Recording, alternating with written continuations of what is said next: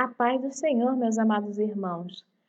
Bem-vindo a mais um estudo bíblico. Antes de mais nada, eu gostaria de sempre salientar para vocês que esse estudo bíblico começou lá no livro de Mateus e vocês podem acessar a esse conteúdo indo no perfil do canal, vão lá na aba playlist em Estudo Bíblico Mateus e Estudo Bíblico Marcos para que vocês tenham acesso aos demais vídeos de estudo bíblico. Amém? Deus abençoe a todos e vamos para o vídeo.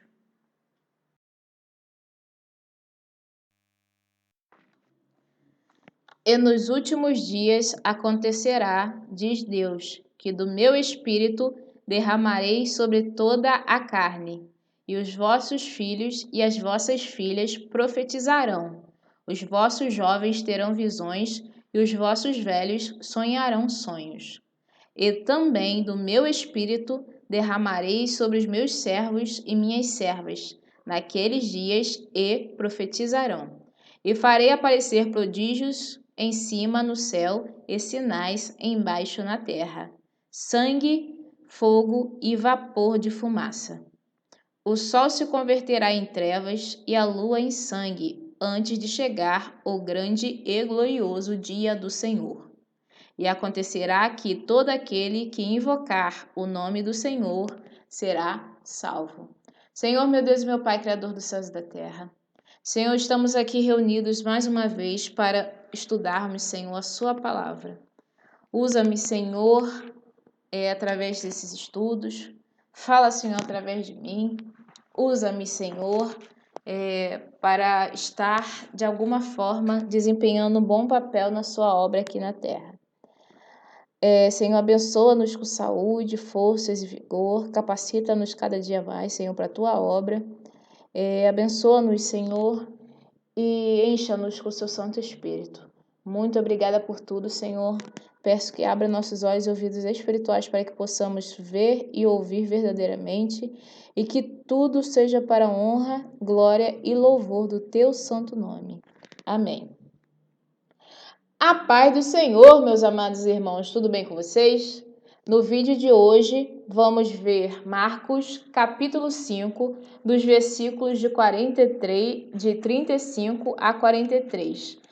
Começamos o estudo sobre a passagem da filha de Jairo e a mulher que tinha um fluxo de sangue, desde o versículo 21, né? Mas para um vídeo não ficar muito longo, eu separei dos versículos 21 a 34 e agora vou estar fechando esse estudo dos versículos de 35 a 43. Amém, amados? Versículo 35 do capítulo 5 de Marcos diz assim: Estando ele ainda falando, chegaram alguns do principal da sinagoga, a quem disseram: A tua filha está morta, para que enfadas mais o mestre? Lá em Lucas, capítulo 8, versículo 49, diz assim: Estando ele ainda falando, chegou um da casa do príncipe da sinagoga, dizendo: A tua filha já está morta, não incomodes o mestre. Amados, nós vimos lá no começo desse estudo, nos versículos do 21, que o Senhor Jesus estava passando outra vez num barco para o outro lado, e ali se ajuntou uma multidão. E um homem chamado Jairo, que era um dos principais da sinagoga, viu o Senhor Jesus, se prostrou aos pés do Senhor Jesus e rogou, dizendo o quê? Minha filha está moribunda, rogo-te que venhas e lhe imponhas as mãos para que sare e viva. E o Senhor Jesus foi o quê? Foi com ele para onde estava a filha dele. E aqui no versículo 35 nós vimos que um homem, um dos também principais da sinagoga, nós vimos na versão em Lucas que fala príncipes da sinagoga, príncipe da sinagoga, né, da casa do príncipe da sinagoga. Ele foi até lá onde o Senhor Jesus estava caminhando junto com Jairo, e o Senhor estava o quê? Falando com aquela mulher que tinha um fluxo de sangue, e falou que aquela menina, né, a filha de Jairo, ela já estava morta, e que ali o Jairo desistisse, né, parasse de incomodar o mestre, né, o nosso Senhor Jesus. A tua filha está morta, para que enfadas mais o mestre? Então, por que continua a incomodar o mestre se a sua filha já morreu, né? Então, ali ele deu um ponto final para a história e para a vida, né, da filha de Jairo. No versículo 36 diz assim: E Jesus, tendo ouvido essas palavras, disse ao principal da sinagoga: Não temas, crê somente, né? Então ali o Senhor Jesus falou o quê? Para ele não temer ouvir naquela notícia sobre a morte, né, da filha dele, para que ele somente o quê? Que ele creia, né? Crê somente. Por quê? Porque ele já tinha demonstrado fé ao nosso Senhor Jesus falando: Venha comigo e ponha-lhe as mãos sobre a minha filha e ela o quê? Vai ser curada, vai ser sarada, né? Então ali o Senhor Jesus estava encorajando a ele o quê? A se manter crendo, tendo fé, né? E Jesus, tendo ouvido essas palavras, disse ao principal da sinagoga: Não temas, crê somente. Versículo 37. E não permitiu que alguém o seguisse, a não ser Pedro e Tiago e João, irmão de Tiago, né? Então, quem seguiu ao Senhor Jesus foi Pedro, Tiago e João. 38. E, tendo chegado à casa do principal da sinagoga, viu o alvoroço e os que choravam muito e pranteavam. Então ali, né, tinha um alvoroço, muitas pessoas, né, com pranto, chorando, né, se entristecendo, né, dando pranto, né, por aquela situação, né. Versículo 39. E, entrando, disse-lhes: por que vos alvoroçais e chorais? A menina não está morta, mas dorme. Em João, capítulo 11, versículo 11, diz assim: Assim falou e depois disse-lhes: Lázaro, o nosso amigo, dorme, mas vou despertá-lo do sono. Vocês conhecem essa passagem que fala sobre a morte, né? A ressurreição de Lázaro, né? As pessoas foram notificar o Senhor Jesus que Lázaro estava doente, né? Enviaram um mensageiro para avisar o Senhor Jesus que Lázaro estava doente, né? E o Senhor Jesus não foi de imediato para onde Lázaro estava, né? Ele foi depois do quê? Depois de 4 dias. E aqui ele fala: Lázaro, nosso amigo, dorme, mas vou despertá-lo do sono. Alguns pensaram que se ele está dormindo, então está bem, né? Está dormindo, então tá salvo, né? Porque a vida nele. Mas o Senhor Jesus não estava falando do sono que a gente tem, um sono natural, que toda noite a gente coloca a nossa cabeça no travesseiro e dorme. Não, verdadeiramente para o campo físico, né? No nosso campo natural do ser humano, Lázaro estava o quê? Ele estava sem vida, ele estava morto. Mas para eles não compreenderam que ele só estava o quê? Para o Senhor Jesus o quê? Ele estava o quê? Descansando, dorme, mas vou despertá-lo do sono. Então o Senhor Jesus está o quê? Declarando que é o quê? Que ia despertá-lo. Lá no versículo 14 do capítulo 11 de João também diz: Então Jesus disse-lhes claramente: Lázaro está morto, e folgo por amor de vós, de que eu lá não estivesse, para que acrediteis, mas vamos ter com ele. Então, amados, se o Senhor Jesus, quando ouviu a notícia que Lázaro estava doente, se ele fosse de imediato até lá, o Senhor Jesus ia o quê? Ia curar ele, né? E aí ia ter, né, a glória para Jesus da cura daquela doença. Mas aqui, para que a glória de Deus seja manifestada através da ressurreição de Lázaro, era necessário que o Lázaro o quê? Ele perdesse a sua vida, né? Então, Senhor Jesus, né, foi depois, no quarto dia, né? Eu já vi algo a respeito disso, mas eu nunca me aprofundei, porque ainda, infelizmente, não tive a oportunidade de estudar teologia e estudar mais a fundo os costumes, né, do povo israelita, né? Que é de onde vem a nossa fé, né, cristã, né? Nossa fé vem de Deus, né? Mas de onde originou o primeiro povo, né? O nosso primeiro povo. Enfim, por assim dizer, o povo israelita. Eu ouvi já, tá? Depois vocês pesquisem, eu deixo a responsabilidade para vocês, pesquisem sobre esse assunto, tá? Que muitos acreditavam, com o costume da época, né?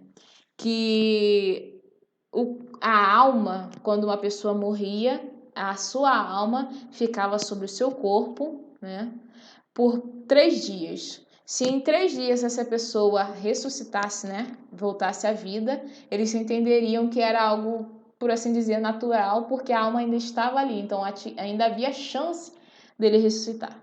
Mas como o Senhor Jesus chegou no quarto dia, ele quebrou, né, de certa maneira, acreditando eu, de acordo com isso que eu aprendi, que eu já havia visto, chegando ele no quarto dia, não haveria dúvida de que aquele milagre foi realizado através do poder de Deus, e trazendo assim glória a Deus e fazendo com que as pessoas acreditassem no que o Senhor Jesus poderia fazer, né, por cada um de nós. Então aqui o Senhor Jesus, quando ele fala dorme, Lázaro, nosso amigo, dorme, verdadeiramente Lázaro tinha o quê? Morrido. Mas essa morte não foi para o mal de Lázaro, mas foi para o quê? Para que a glória de Jesus, né, para a glória de Deus, fosse manifestado o seu poder através da ressurreição da vida dele e para que as pessoas que soubessem disso passassem a crer. E agora voltando para o versículo 39 de Marcos 5, né, que eu vou ler novamente, e entrando disse-lhes, por que vos alvoroçais e chorais? A menina não está morta, mas dorme, né? Então, novamente, o Senhor Jesus falou o quê?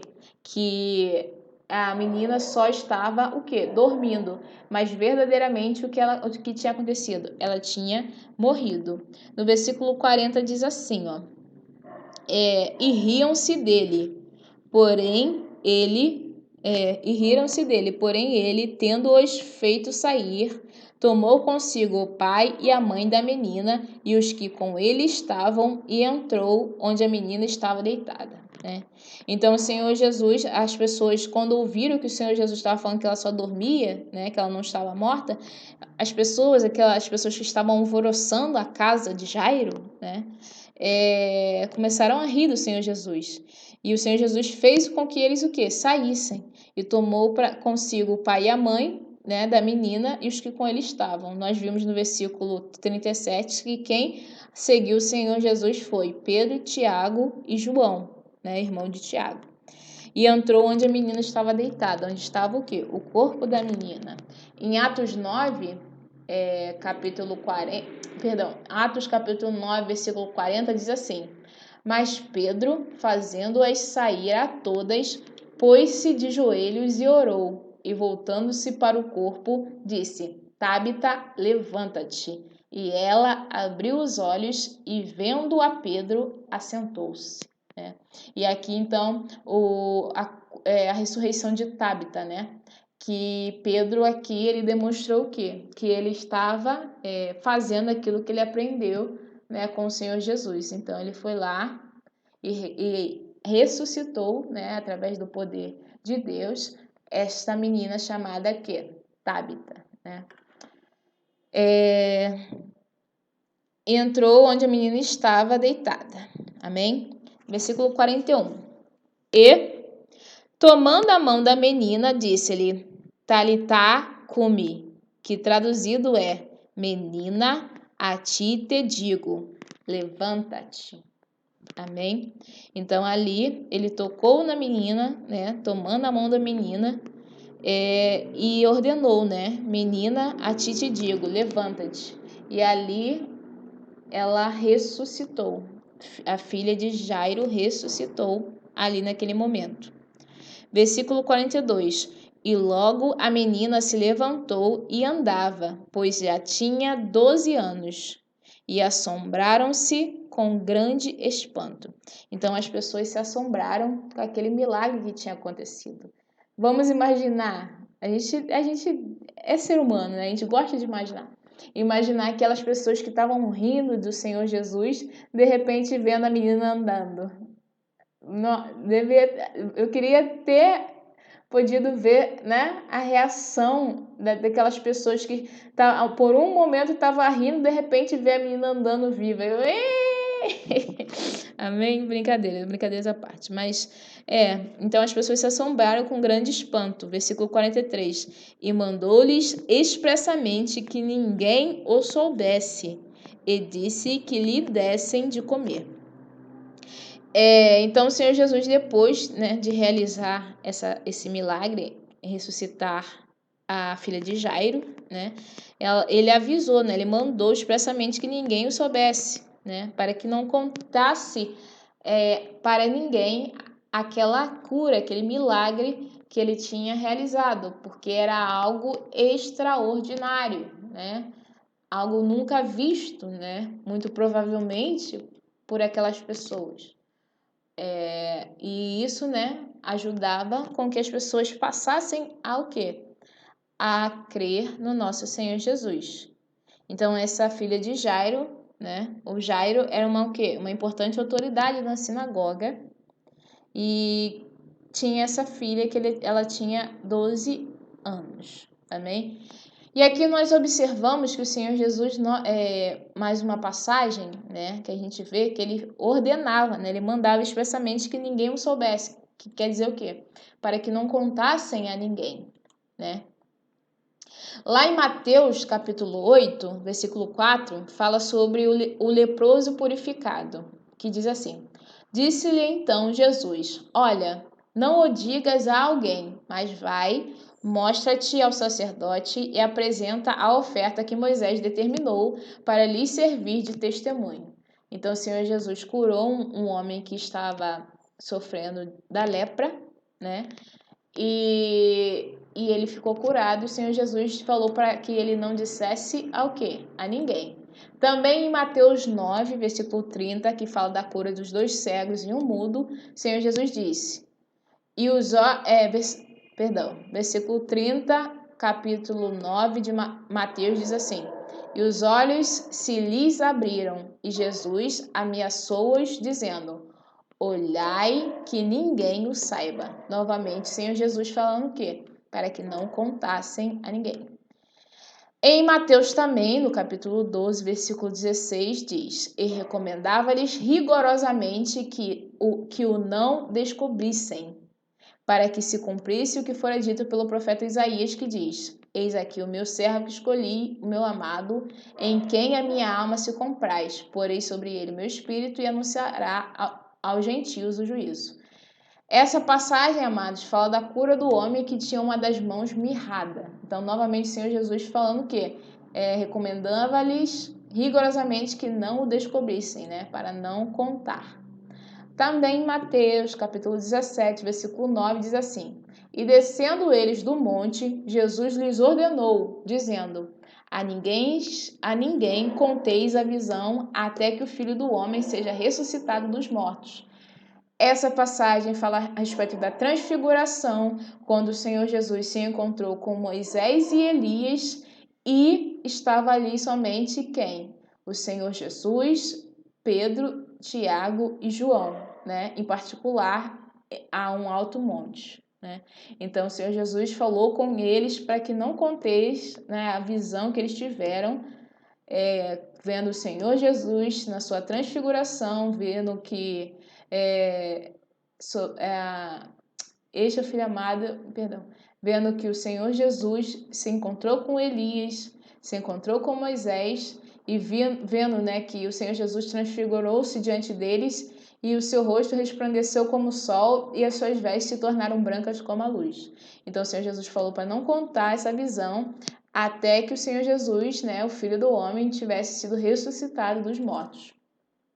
E também em Lucas 5, versículo 14 diz, e ordenou-lhe que a ninguém o dissesse, mas disse-lhe, vai, mostra-te ao sacerdote e oferece pela tua purificação o que Moisés determinou para que lhes sirva de testemunho, né? A cura do leproso. Amém, amados? Então, por que eu estou trazendo aqui? Nós vimos aqui que depois, né, do Senhor Jesus curar a filha de Jairo, o Senhor Jesus falou expressamente que ninguém o soubesse. E vimos nessas outras passagens em Mateus e em Lucas, né, que o Senhor Jesus sempre alertava, né, nessas passagens ele alertou para que não contassem a cura que o Senhor Jesus tinha realizado. A minha interpretação, amados, sobre a respeito disso é para o quê? É para que todas essas coisas, né, deveriam ser guardadas por um período de tempo até que o Senhor Jesus tivesse o quê? Ressuscitado dos mortos. Por quê? Porque o Senhor Jesus ainda tinha o quê? Uma missão a cumprir aqui na terra. O ministério do Senhor Jesus aqui na terra ainda tinha o quê? Algumas coisas a serem realizadas, outras curas, a pregação, o ensinamento, né, dos discípulos do Senhor Jesus, dos apóstolos, né? Então o Senhor Jesus precisava ter ainda um período de tempo em sua missão aqui na terra. Tanto que a fama do Senhor Jesus tinha se espalhado de tal maneira que ele não, durante um tempo, ele não podia o quê? Mas se apresentar em público, por assim dizer, e ele foi para o quê? Para locais desertos, né? Porque ele não poderia se apresentar mais em público. Em Marcos, capítulo 1, versículo 45, né, nós vimos que o homem que sofria de lepra, né, o leproso que foi curado pelo Senhor Jesus, e o Senhor disse para que ele não contasse, né, mas que ele se mostrasse ao sacerdote e oferecesse a oferta pela purificação, ele não o quê? Ele não obedeceu e começou a contar o que tinha acontecido. E aí o quê? Marcos 1, 45. Mas tendo ele saído, começou a apregoar muitas coisas e a divulgar o que acontecera, de sorte que Jesus já não podia entrar publicamente na cidade, mas conservava-se fora em lugares desertos, e de todas as partes iam ter com ele, né? Então, amados, sendo assim, né, as pessoas não poderiam... não era tempo, amados. A gente consegue compreender que não era o tempo ainda de todas as coisas serem reveladas, né? Porque se antes que o Senhor Jesus fosse entregue pelos judeus aos não-judeus para ser crucificado e morto, as pessoas soubessem quem ele era verdadeiramente, o povo, as multidões soubessem quem ele era verdadeiramente, o Filho do Deus Altíssimo, né? O que aconteceria? As pessoas não o entregariam e assim ele não cumpriria a sua missão de o quê? Pregar o evangelho e nos trazer o quê? A salvação através do seu sacrifício perfeito, né? O derramamento do seu sangue para a remissão dos nossos pecados, né? E cumprir as profecias em que fala aqui, né? O servo de Deus, o nosso Senhor Jesus, né? E nosso Salvador iria padecer por nossos pecados, sofrer, né? Levar sobre si as nossas enfermidades. Então ainda não era o tempo de todas as coisas serem reveladas. Então acredito eu que era por isso que o Senhor Jesus não permitia, né, que as pessoas contassem esses grandes milagres que ele realizava, né? Mas hoje a gente já tem a permissão. Então, nós, diferente deles daquela época, nós temos a permissão de contar e devemos contar e dar testemunhos sobre as coisas de Deus. Amém, amados? Para de alguma forma lançar sementes do reino por essa terra ao coração daqueles que precisam. Aqui em Marcos, né, que a gente viu, capítulo 1, versículo 45, que fala que o Senhor Jesus não podia mais entrar na cidade e ficava em lugares desertos, né? Mas também vemos que o Senhor Jesus, ele pregava, né, nas sinagogas, ensinava nas sinagogas durante o dia, né? Ele ia pelas cidades ensinando, né, aos discípulos e falava por meio das parábolas ao povo, né? Então, o Senhor Jesus não permitiu, né, que nada impedisse ele de cumprir a sua missão, e ele cumpriu a sua missão perfeitamente. Amém, amados? E é isso, encerramos aqui o capítulo 5 de Marcos. No próximo estudo, vamos começar o capítulo 6 e vamos falar: Jesus retira-se para Nazaré.